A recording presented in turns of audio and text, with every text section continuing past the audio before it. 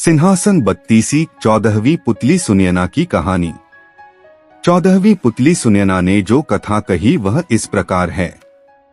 राजा विक्रमादित्य सारे नृपोचित गुणों के सागर थे। उन जैसा न्यायप्रिय, दानी और त्यागी और कोई न था।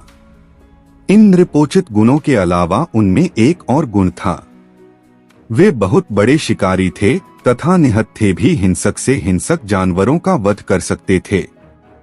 उन्हें पता चला कि एक हिंसक सिंह बहुत उत्पात मचा रहा है और कई लोगों का भक्षण कर चुका है, इसलिए उन्होंने उस सिंह के शिकार की योजना बनाई और आखेट को निकल पड़े।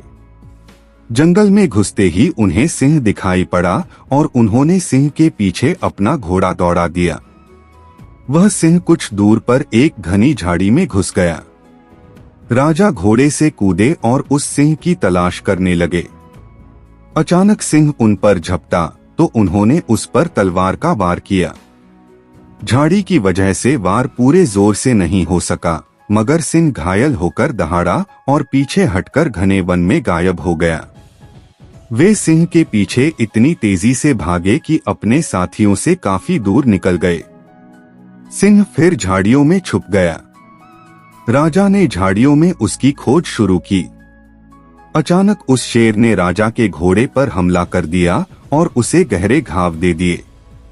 घोड़ा भय और दर्द से हिनहिनाया तो राजा पलटे। घोड़े के घावों से खून का फव्वारा फूट पड़ा। राजा ने दूसरे हमले से घोड़े को तो बचा लिया, मगर उसके बहते खून ने उन्हें चिंतित कर दिया। वे सिंह से उसकी रक्षा के लिए उसे किसी सुरक्षित जगह ले जाना चाहते थे, इसलिए उसे लेकर आगे बढ़े। उन्हें उस घने वन में दिशा का बिल्कुल ज्ञान नहीं रहा। एक जगह उन्होंने एक छोटी सी नदी बहती देखी। वे घोड़े को लेकर नदी तक आए ही थे कि घोड़े ने रक्त अधिक बह जाने के कारण दम तोड़ दिया। उसे मरता देख राजा दुख से भर उठे। संध्या गहराने लगी थी, इसलिए उन्होंने आगे न बढ़ना ही बुद्धिमानी समझा।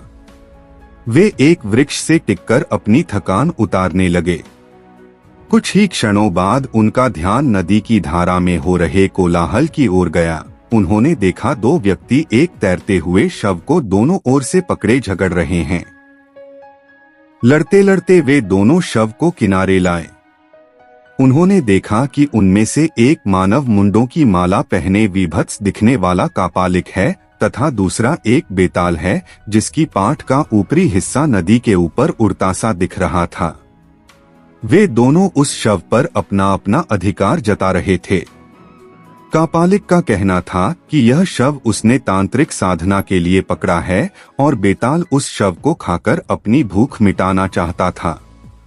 दोनों में से कोई भी अपना दावा छोड़ने को तैयार नहीं था। विक्रम को सामने पाकर उन्होंने उन पर न्याय का भार सौंपना चाहा तो विक्रम ने अपनी शर्तें रखीं। पहली यह कि उनका फैसला दोनों को मान्य होगा और दूसरी कि उन्हें वे न्याय के लिए शुल्क अदा करेंगे।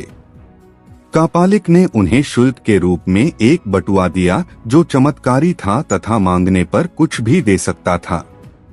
बेताल ने उन्हें मोहिनी चंदन काष्ठ का टुकड़ा दिया जिसे घिसकर लगाकर अदृश्य हुआ जा सकता था। उन्होंने बेताल को भूख मिटाने के लिए अपना मृत घोड़ा दे दिया तथा कापालिक को तंत्र साधना के लिए शव। इस न्याय से दोनों बहुत खुश हुए तथा संतुष्ट होकर चले गए। रात घिर आई थी और राजा को जोरों की भूख लगी थी, इसलिए उन्होंने बटुए से भोजन मांगा। तरह तरह के व्यंजन उपस्थित हुए और राजा ने अपनी भूख मिटाई। फिर उन्होंने मोहिनी काष्ठ के टुकड़े को घिसकर उसका चंदन लगा लिया और अदृश्य हो गए।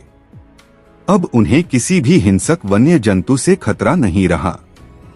अगली सुबह उन्होंने काली द्वारा प्रदत्त दोनों बेतालों का स्मरण किया तथा अपने राज्य की सीमा पर पहुंच गए। उन्हें महल के रास्ते में एक भिखारी मिला जो भूखा था। राजा ने तुरंत कापालिक वाला बटुआ उसे दे दिया ताकि जिंदगी भर उसे भोजन की कमी न हो।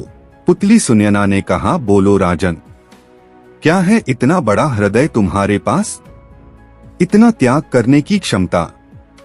राजा इतना सुनकर चुपचाप वापस चले गए।